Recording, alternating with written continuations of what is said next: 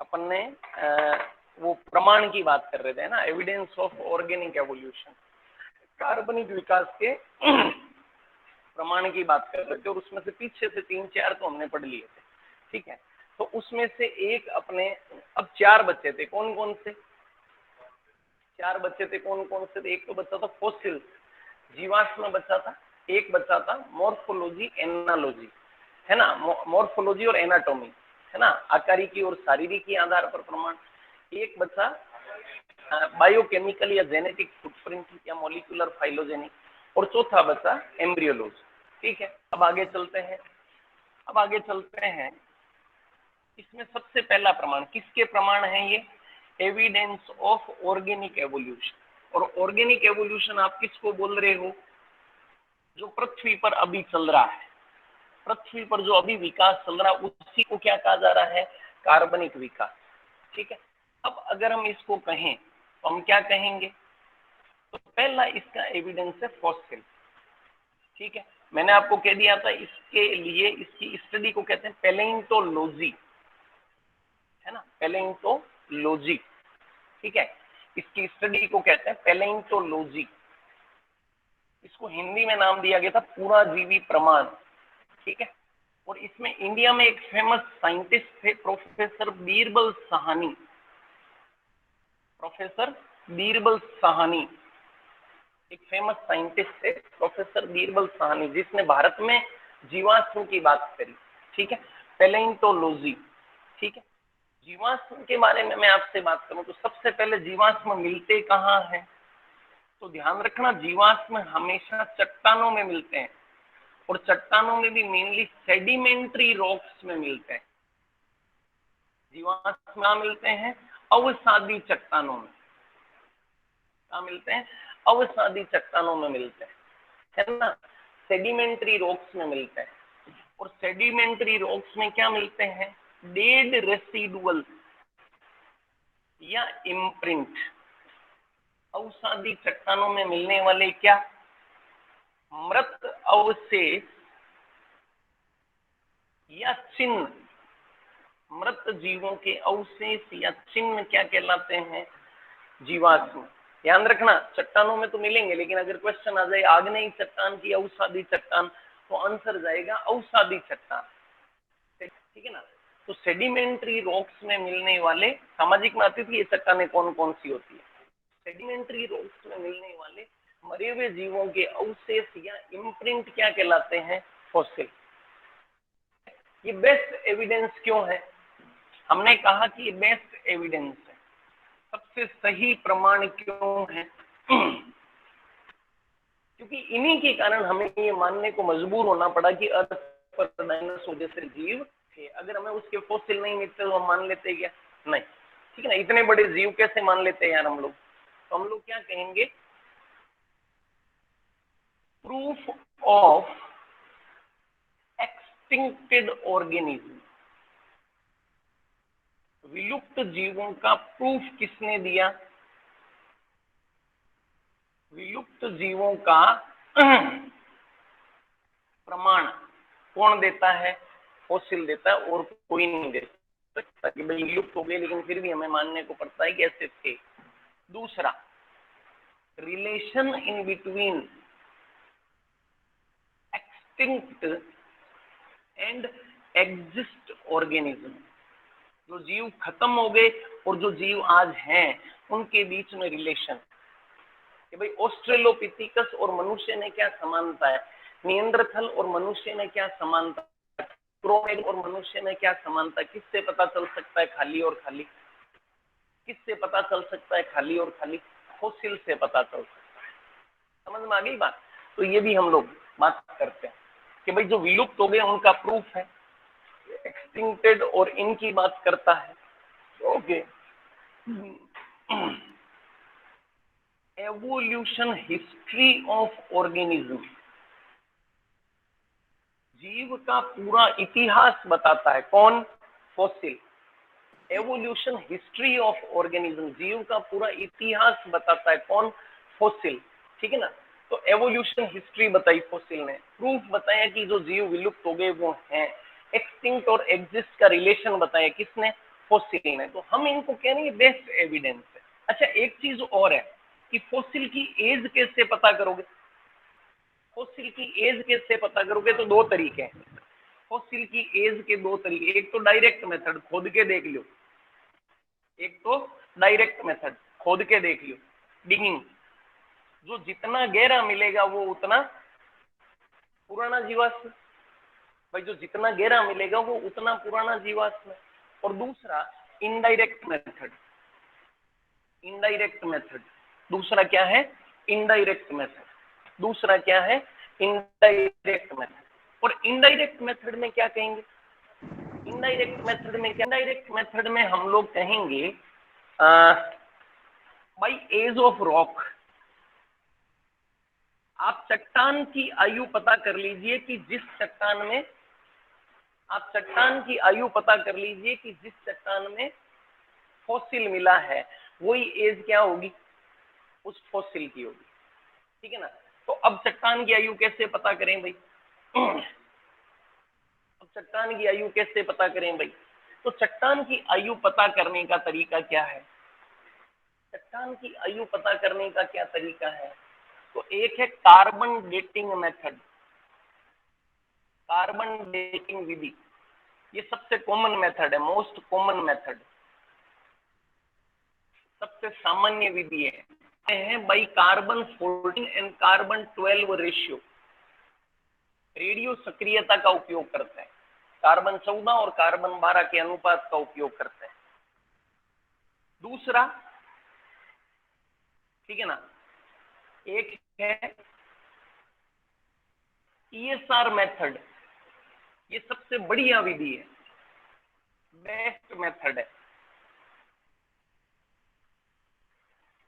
और फॉसिल के कुछ एग्जाम्पल हमारे पास में आए हैं। एक तो कौन सा हम अच्छे से पढ़ चुके हैं, किसको? डायनासोर को। और एक अच्छे से नाम ले चुके हैं, किसका? आर्चियोप्टेरिक्स का। बोलो बात क्लियर है क्या? तो ये हम बात कर रहे हैं फॉसिल्स की, जीवाश्म की। हम कह रहे हैं कि सबसे अच्छे प्रमाण कौन है? जीवाश्म। ठीक है ना? ये सबसे अच्छे प्रमाण के जीवाश्म का स्टडी क्या कहलाता है? पैलेंटोलॉजी। ठीक है ना? बीरबल सानी साहब ने ऐसा इसके बारे में काफी काम किया था। जीवाश्म किस में मिलेंगे? सेडिमेंट्री रॉक्स में मिलेंगे, अवसादी चट्टानों में मिलेंगे, नॉर्मल चट्टानों में नहीं मिलेंगे, आग्नेयी चट्टानों में नहीं मिलेंगे। अवसादी चट्टानों में मिलने वाले मरे हुए जीवों के अवशेष। फॉसिल सबसे अच्छा प्रमाण है। स्टडी क्या है? पैलेंटोलॉजी। कौन से आदमी ने नाम दिया? बीरबल साहनी। इसके बारे में काफी बात किए हैं। क्या होता है? सेडिमेंट्री रॉक्स में मिलने वाली चट्टान, सेडिमेंट्री रॉक्स में मिलने वाली चीजें हैं फॉसिल्स, जो मरे हुए जीवों के अवशेष है या निशान है। और ये सबसे अच्छा प्रमाण क्यों है? क्योंकि विलुप्त जीवों का प्रमाण देता है। इसी से पता चला कि विलुप्त जीव थे। ये विलुप्त और वर्तमान में उपस्थित जीवों के बीच में रिलेशन बताता है। ये पूरा का पूरा एवोल्यूशनरी हिस्ट्री यानी विकासीय इतिहास बताता है। फॉसिल की एज कैसे पता करेंगे? खोद के देख लो, जो जितना गहरा होगा वो उतना ही पुराना जीवाश्म है, यानी डायरेक्ट मेथड। इनडायरेक्ट मेथड में चट्टान की आयु पता करते हैं, और जो चट्टान की आयु होगी वही फॉसिल की आयु होगी। चट्टान की आयु के लिए सबसे कॉमन मेथड जो है वो डेटिंग मेथड है, और सबसे अच्छा मेथड जो है वो ईएसआर मेथड है। ठीक है? तो इस तरीके की ये सारी की सारी बात करते हैं। ईएसआर को इलेक्ट्रॉन स्पिन रेजोनेंस ऐसा करके कुछ कहते हैं। दो एग्जांपल डायनासोर और आर्चियोप्टेरिक्स। यहाँ तक सब किताब में आपको हेडिंग लगवाई दी थी। ठीक है? किताब में मैंने आपको हेडिंग लगवाई दी थी। ठीक है? तो जीवाश्म वाला टॉपिक आपका पूरा हो गया। अब इसके बाद में मैं आगे के टॉपिक पर बात की, अपन बात कर चुके हैं। सेकंड एविडेंस जो आता है वो कौन सा है? सेकंड एविडेंस जो आता है वो कौन सा है? तो जो सेकंड एविडेंस है वो है मोर्फोलॉजी एंड एनाटॉमी। ध्यान रखना भाई, ये बड़ा इंपॉर्टेंट है। मोर्फोलॉजी एंड एनाटॉमी, ये बड़ा इंपॉर्टेंट है। मोर्फोलॉजी बाहरी लक्षण देखते हैं, एनाटॉमी आंतरिक लक्षण देखते हैं। ठीक है? अब यहाँ पर दो प्रमाण यहाँ पर अपने को मिलेंगे। एक प्रमाण कौन सा मिलेगा? होमोलॉजी।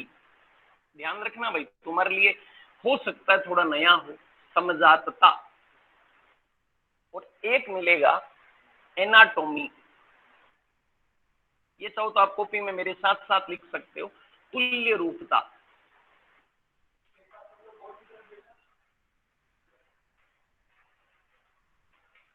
तुल्य रूपता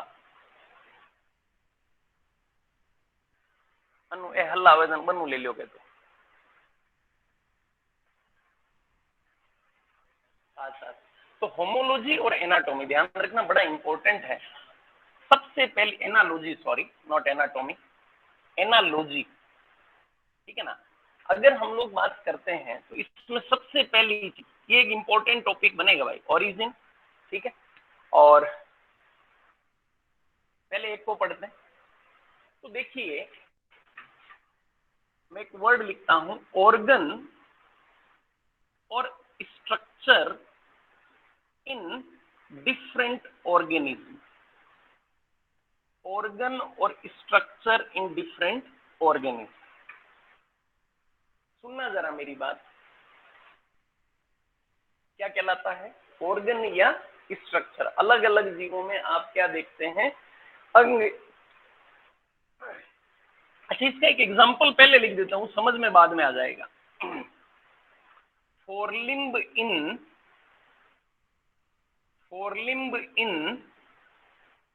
human, whale, horse and lion. आप सीधा समझो होमोलॉजी का एग्जांपल क्या है, forelimb in human, whale, horse और लॉइन। चारों में ही बात किसकी कर रहा हूं मैं, अग्रपाद। और अग्रपाद की बात कर रहा हूं तो यानी कि हाथ की बात कर रहा हूं। इसमें 30 हड्डियां हैं, humerus, radius ulna, carpal, metacarpal और फेलेंजेस, ठीक है। चाहे वेल हो, चाहे हाथी हो, चाहे शेर हो, चाहे ये हो, लेकिन सबके अंदर यानी उत्पत्ति में तो ये क्या है, सेम, सारे के सारे फोरलिम्ब है। तो ये भी तय हो गया कि वो इंटरनल स्ट्रक्चर में कैसे हैं, आंतरिक संरचना भी उनकी कैसी है, सेम। वही ह्यूमरस, वही रेडियस सल्ना, वही कार्पल, वही मेटाकार्पल, वही अंगुलियां। वह अंग अलग अलग जीवों में वह अंग से डेफिनेशन बनेगी जो उत्पत्ति में क्या हो, समान हो, आंतरिक संरचना में क्या हो, समान हो, बट इन डिफरेंट हैबिटेट। लेकिन वो कहां रहते हैं, बट इन डिफरेंट हैबिटेट, लेकिन वो कहां रहते हैं, अलग अलग, अरे बोलो, अलग अलग आवास में रहते हैं। सो एक्सटर्नल स्ट्रक्चर, बाह्य संरचना क्या है, डिफरेंट, और उनका फंक्शन भी क्या है, डिफरेंट। समझ में आई क्या बात। वह अंग जो उत्पत्ति में समान है, का आंतरिक संरचना में समान है, लेकिन अलग अलग जगह पर चले गए तो वहां उन्हें काम अलग करना। वेल ने तैरना है, ठीक है, घोड़े ने दौड़ना है, ठीक है, और शेर ने भी दौड़ना ही है, ठीक है, और ह्यूमन ने उससे कुछ न कुछ पकड़ना है। तो इसलिए उत्पत्ति में तो क्या है, समान, अंदर से भी क्या है, समान, लेकिन अलग अलग जगह पर जाने के कारण बाह्य संरचना क्या हो गई, अलग अलग, ताकि अलग अलग काम कर सकें। ऐसे अंगों को क्या कहते हैं, होमोलोगस ऑर्गन कहते हैं। ऐसे अंगों को क्या कहते हैं, होमोलोगस ऑर्गन कहते हैं, समजात अंग कहते हैं। बोलो क्या ये विकास को बताता है, क्या ये विकास को बताता है, क्या ये विकास को बताता है, बताता है। विकास ये ना, शुरू में कैसे थे, सेम थे, लेकिन बाद में कैसे हो गए, अलग। यही तो क्या है, एवोल्यूशन है, विकास है, ठीक है ना। और इस विकास को क्या कहते हैं, इस विकास को कहते हैं बच्चों डाइवर्जेंट एवोल्यूशन। इसको क्या कहते हैं? डाइवर्जेंट एवोल्यूशन, अपसारी विकास। अच्छा बोलो, क्या इन सब के पूर्वज सेम है? एंसेस्टर सेम है? सेम है, सही बात है। इनके पूर्वज सेम है, बाद में तो अलग अलग हुए। तो हम यहाँ पर एक चीज कह सकते हैं, common ancestry present. Common ancestry present कहने का मतलब समपूर्वजता पाई जाती है। बोलो, बात समझ में आई क्या?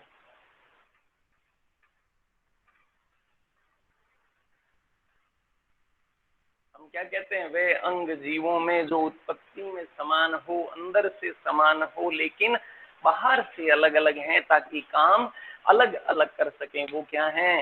होमोलोगस, समजात। उत्पत्ति में सेम है, बाद में अलग हुए, यानी उनके पूर्वज सेम है, यानी वो क्या है? कॉमन एंसेस्ट्री दिखाते हैं। और साथ में कैसा विकास है ये? इसको क्या बोलते हैं? Divergent evolution. अब सारी विकास, फैलने वाला विकास। ठीक है। अच्छा, इसके अदर एग्जाम्पल, ये तो यहां तक बात हो गई। अदर एग्जाम्पल,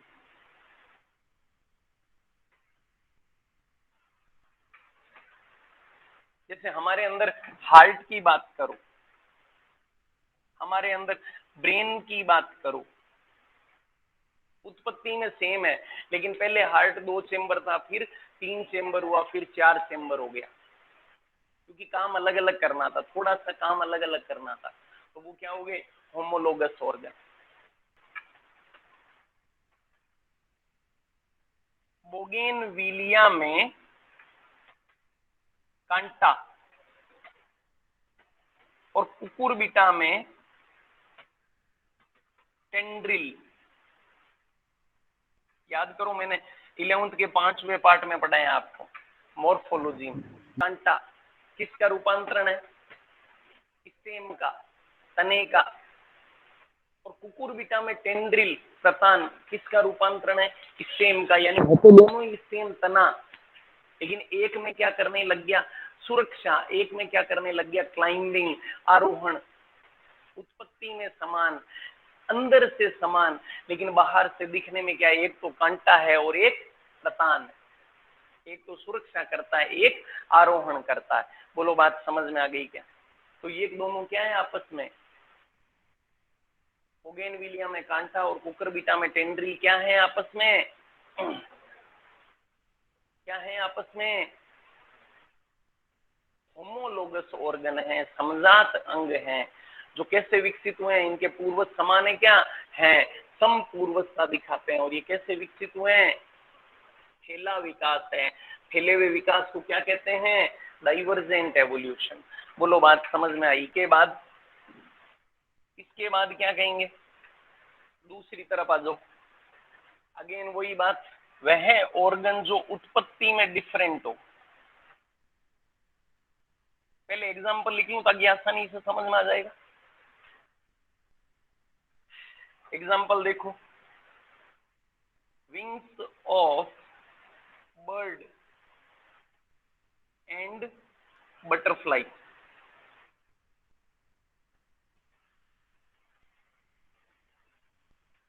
विंग्स, काम दोनों का ही किया गया है, उड़ना। लेकिन आपको पता पक्षी में विंग्स किसके बनते हैं? पक्षी में जो उड़ने के लिए पंख हैं वो किसके बनते हैं? और लिम्ब के, अग्रपाद के। ध्यान रखना, चौथे पार्ट में बता रखा है 11th में। पक्षी जो उड़ता है अपने पंखों से, वो वास्तव में उसके फोरलिम्ब है, अग्रपाद है। जबकि कीड़े के अंदर पंख कहां से बनते हैं? कीड़े में पंख यहाँ पर अलग से उत्पन्न होते हैं। कॉकरोच में हमने पढ़े थे, अलग से उत्पन्न होते हैं। कीड़े में चलने के लिए हाथ अलग है, अपने पांव अलग है, ठीक है ना। पक्षी में 2 जोड़ी पांव थे, 2 जोड़ी पांव में से एक जोड़ी से तो वो चल रहा है और एक जोड़ी से उड़ रहा है। तो जो दोनों के पंख हैं वो उत्पत्ति में क्या है? एक तो इंसेक्ट है, आर्थ्रोपोडा, डिफरेंस। और एक है बर्ड, किधर? Chordata, aves. तो उत्पत्ति में क्या है? अलग अलग। तो इसका मतलब अंदर की संरचना भी क्या है, डिफरेंट, लेकिन उनको टू परफॉर्म सेम फंक्शन करने के लिए क्या होगा, एक्सटर्नल स्ट्रक्चर क्या हो गई, सेम हो गई। Perform same function, external structure क्या हो गई, सेम हो गई। बोलो बात समझ में आ गई क्या? एक्सटर्नल स्ट्रक्चर क्या हो गई, सेम हो गई है, नॉन एज एनालोगस ऑर्गन। इनको कहते हैं समवर्ती या तुल्य रूप अंग, समवर्ती या तुल्य रूप अंग। बोलो बात क्लियर है क्या? इनको बोलते हैं समवर्ती या तुल्य रूप अंग। बोलो बात क्लियर है क्या? एनालोगस ऑर्गन, क्या इनमें पूर्वज सेम है? नहीं, पूर्वज अलग अलग है, बाद में सेम काम किया उन्होंने, तो यानी उत्पत्ति समान नहीं है, पहले तो अलग अलग है फिर सेम हुए। यानी मैं यहाँ क्या क्या क्या क्या क्या क्या क्या क्या कह सकता हूं कि कॉमन एंसेस्टर, अरे बोलो, नहीं है। और यहाँ पर विकास तो है, विकास तो है कि उत्पत्ति में सेम है लेकिन धीरे धीरे काम क्या करने लग गए, सेम करने लग गए। ऐसे विकास को कहते हैं कन्वर्जेंट एवोल्यूशन। क्या कहते हैं? Convergent evolution. अभी सारी विकास, वो था फैलने वाला विकास कि भाई उत्पत्ति में सेम थे, बाद में फैल गए, अलग हो गए। ये है सिकुड़ने वाला विकास। इसके एक एग्जांपल और लेवें, अदर प्लांट का लेवें। पहले प्लांट में पोटैटो एंड स्वीट पोटैटो, आपको याद है आलू क्या है, मॉडिफाइड, आलू क्या है, मॉडिफाइड तना है, और शकरकंद क्या है, जड़ है। आलू तना है, शकरकंद जड़ है, यानी उत्पत्ति में अलग अलग है लेकिन दोनों का ही काम है फूड स्टोरेज, भोजन को संग्रह करना, यानी काम क्या हो गया, सेम। तो ये कैसा विकास हो गया, कन्वर्जेंट एवोल्यूशन। ये कॉमन एंसेस्ट्री नहीं है, यहाँ पे एक तना है और एक जड़ है। बोलो ये दूसरा पॉइंट भी समझ में आया क्या? उन्होंने एग्जांपल दे रखा, ऑक्टोपस और मेमल्स की आंखें। ऑक्टोपस और मेमल्स की आंखें ओरिजिन में अलग है लेकिन काम दोनों का ही सेम है, तो क्या हो गया, एनालॉजी। एक देर का पेंगुइन और डॉल्फिन, पेंगुइन बर्ड में आता है और डॉल्फिन मेमल्स में आता है, पेंगुइन बर्ड में आता है और डॉल्फिन मेमल्स में आता है। तो इसके लिए भी जो तैरने की संरचनाएं हैं उनके लिए इन्होंने बात कर लिया क्या, एनालॉगस। सीधे सीधे एग्जांपल आते हैं नीट में, बोगेनविलिया कुकुरबिटा का भी दिया हुआ है, पोटैटो स्वीट पोटैटो का भी दिया हुआ है, हार्ट ब्रेन और किडनी का भी दिया हुआ है, ऑर्लिम्स का भी दिया हुआ है, फोटो भी दी हुई है। बोलो क्लियर है क्या?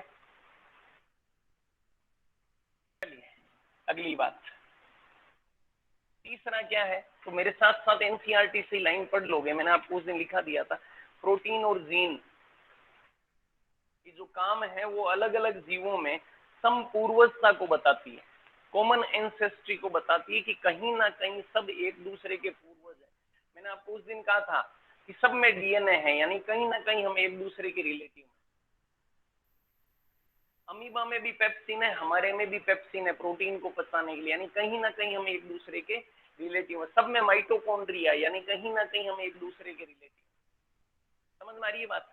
तो ये कह रहा है, और इसी के मैंने आपको नाम और क्या लिखा दिए थे, इसको एक नाम दिया था बायोकेमिकल एविडेंस, जैव रासायनिक प्रमाण, कहा था कॉपी में। एक नाम दिया था जेनेटिक फुटप्रिंट, और एक नाम दिया था मोलिक्यूलर फाइलोजेनी, आणविक जाति वृत्तीयता। ये तीन नाम मैंने वहां दिए थे, वहां रखो तो ठीक, वहां से यहाँ लाओ तो भी ठीक, ठीक है ना, वहां से किताब में लाओ तो भी ठीक। जैव रासायनिक प्रमाण या जेनेटिक फुटप्रिंट या बायोकेमिकल एविडेंस,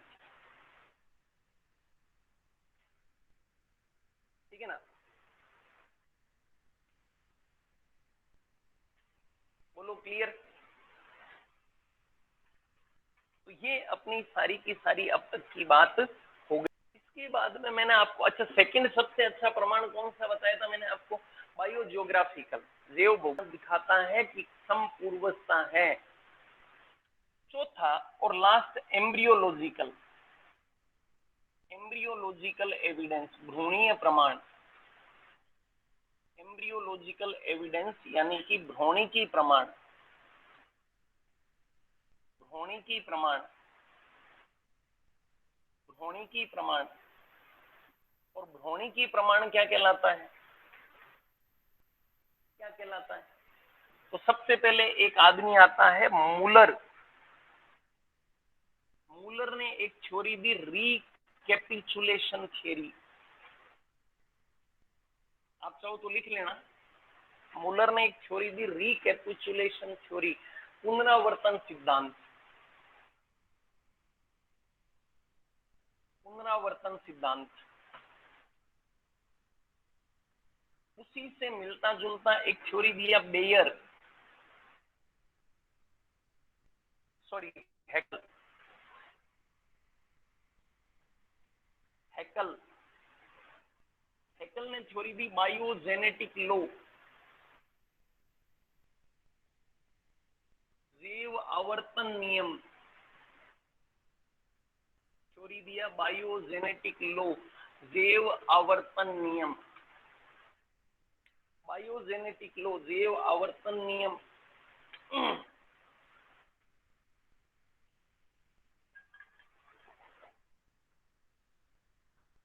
और जैव आवर्तन नियम क्या कहता है? ये इससे मिलता जुलता ही था, दोनों सेम थे। और ये एक नियम था ओंटोजेनी रिपीट फाइलोजेनी। ये शायद तुम्हारी किताब में लाइन लिखी हुई, ओंटोजेनी रिपीट फाइलोजेनी। ये वैसी लाइन है, ओमनी सेल्यूला ई सेल्यूला, रुडोल्फ विर्शो, मॉडर्न सेल थ्योरी 1855, नई कोशिका पूर्व कोशिका से उत्पन्न होती है, ऐसा लिखा हुआ है। वैसे ये है ओंटोजेनी रिपीट फाइलोजेनी, व्यक्ति वृत्तीयता, यानी एक व्यक्ति का विकास, एक बच्चे का विकास 9 महीने में पूरी की पूरी जाति के विकास को बता देता है। व्यक्ति वृत्तीयता जाति वृत्तीयता की पुनरावृत्ति है। व्यक्ति का विकास जाति के विकास की पुनरावृत्ति। बोलो बात समझ में आई है? व्यक्ति वृत्तीयता जाति वृत्तीयता की पुनरावृत्ति है, व्यक्ति का विकास जाति के विकास की पुनरावृत्ति है। इन्होंने क्या कहा?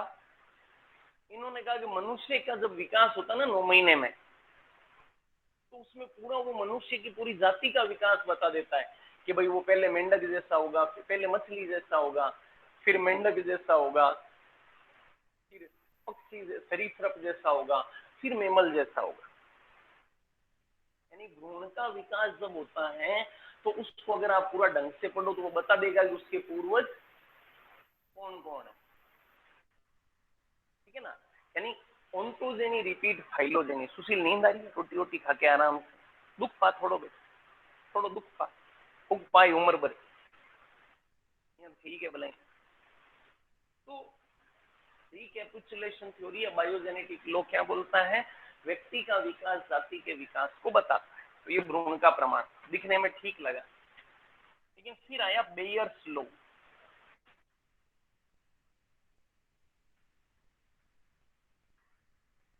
बेयर आया, वन बेयर, और इसने रिजेक्ट कर दिया किसको? बायोजेनेटिक लॉ, जैव आवर्तन नियम को इसने रिजेक्ट कर दिया। और इसने क्या कहा? इसने कहा इन एम्ब्रियो भ्रूण में ऐसा कुछ नहीं है, पूर्वजों के लक्षण आते ना, भ्रूण में खाली इतना ही है, सिंपल कैरेक्टर डेवलप फर्स्ट। शुरू में सिंपल कैरेक्टर बनते हैं और उसके बाद जटिल कैरेक्टर बनते हैं, देन कॉम्प्लेक्स कैरेक्टर डेवलप। अब तुम सिंपल को कह देते हो पूर्वजों वाले लक्षण है, ऐसा नहीं है। पहले सरल सरल बनेगा, सेल, टिश्यू, ऑर्गन, फिर ऑर्गन का डेवलपमेंट, ठीक है ना। तो बेयर का नियम, बोलो ये सब कुछ किताब में लिखा हुआ है क्या? अब किताब से ब्रोनी की प्रमाण की 4 लाइन दी हुई है, वो पढ़ लो। तो ये हो गए 7 से 8 प्रमाण जो बताते हैं कि पृथ्वी पर विकास तो हुआ है, नई नई जातियां तो बनी हैं। और उस विकास को क्या कहा है हमने? ऑर्गेनिक एवोल्यूशन, कार्बनिक विकास। अगला कहता है, अब वापिस कॉपी में लिखने का टॉपिक आ गया, थ्योरी ऑफ ऑर्गेनिक एवोल्यूशन, कार्बनिक विकास के सिद्धांत। अभी क्या थे? प्रमाण। इस किताब में हेडिंग ढंग से नहीं है, मैं आपको पहले दिन से कह रहा हूं।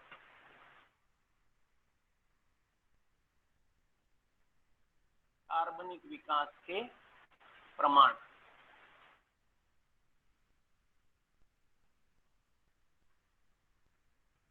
ठीक है। और ये प्रमाण क्या कहलाते हैं? ये प्रमाण क्या कहलाते हैं?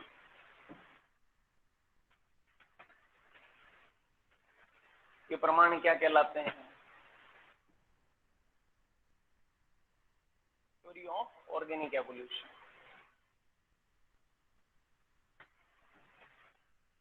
पहला कि भाई जैसे हमने कहा था ना कि भाई पृथ्वी पर उत्पत्ति तो हुई जीवन की, उसको समझाने के लिए सिद्धांत क्या है? तो 6-7 सिद्धांत है, उसमें सबसे मेन सिद्धांत क्या था? Chemical evolution. अच्छा, फिर केमिकल एवोल्यूशन के कुछ प्रमाण थे, प्रूफ किया था वो मिलर यूरेनियर उन्होंने, ठीक है। अब हम कह रहे हैं कि ऑर्गेनिक एवोल्यूशन हुआ, ऑर्गेनिक एवोल्यूशन के सबूत क्या है? तो हमने 8 पढ़े, जिसमें सबसे सही क्या है? फॉसिल, दूसरा क्या है? बायोजियोग्राफिकल, ठीक है। अब कह रहे हैं कि उसको समझाना कि कैसे हुआ। प्रमाण तो मिल गए, लेकिन ये समझाना, ये तो पता चल गया हुआ, लेकिन कैसे हुआ ये समझाने के लिए क्या दिए गए? सिद्धांत दिए गए, थ्योरीज दी गई। और उस थ्योरी में पहला क्या है? पहला क्या है? Theory of inheritance of acquired trait.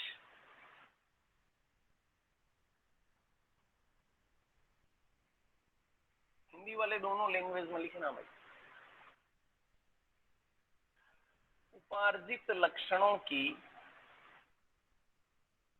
Theory of inheritance of acquired trait, उपार्जित लक्षणों की वंशागति का सिद्धांत,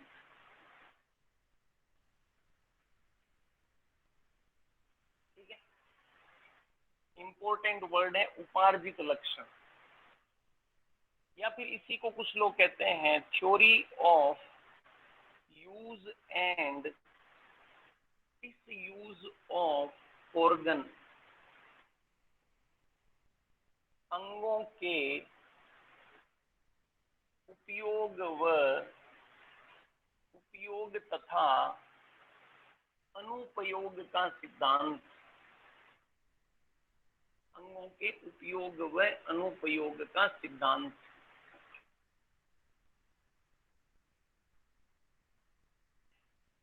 बाई लेमार्क,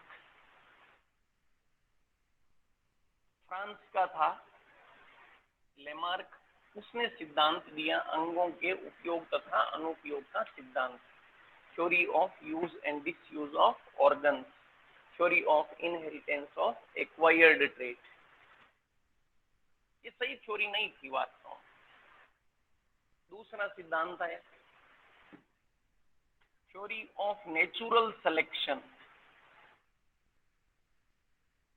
नेचुरल सिलेक्शन, प्राकृतिक वर्ण का सिद्धांत।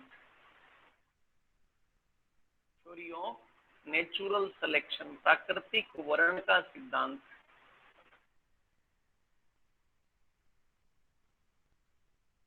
बाय डार्विन, बाय डार्विन, ठीक है। एक्सेप्टेड थ्योरी, ये मान्य सिद्धांत है। या म्यूटेशन थ्योरी, उत्परिवर्तन सिद्धांत,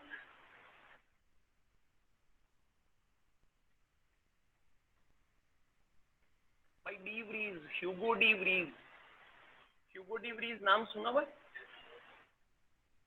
जेनेटिक्स में सुनते हैं इसका नाम। जेनेटिक्स में मेंडल की वापस खोज करी थी डी व्रीज, और उसने सेरमोक और कोरेंस ने मेंडल के काम की वापस रीडिस्कवरी करी थी उन्होंने। ह्यूगो डी व्रीज, ये भी रिजेक्टेड है। और चौथी नियो डार्विनिज्म, नव डार्विनवाद। डार्विन में कुछ कमियां रह गई थी तो आया नव डार्विनवाद।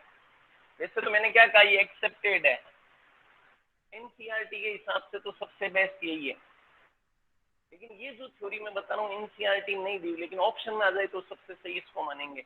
इसको बोलते सिंथेटिक थ्योरी, संश्लेषणवाद।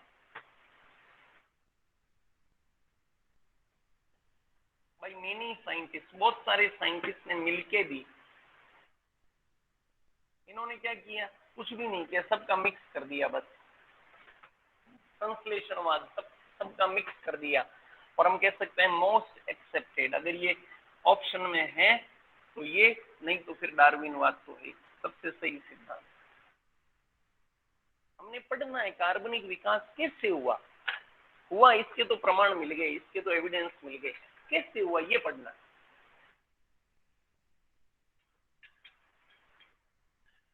और उसकी 4 थ्योरी है। कॉपी में पॉइंट बन गया क्या है?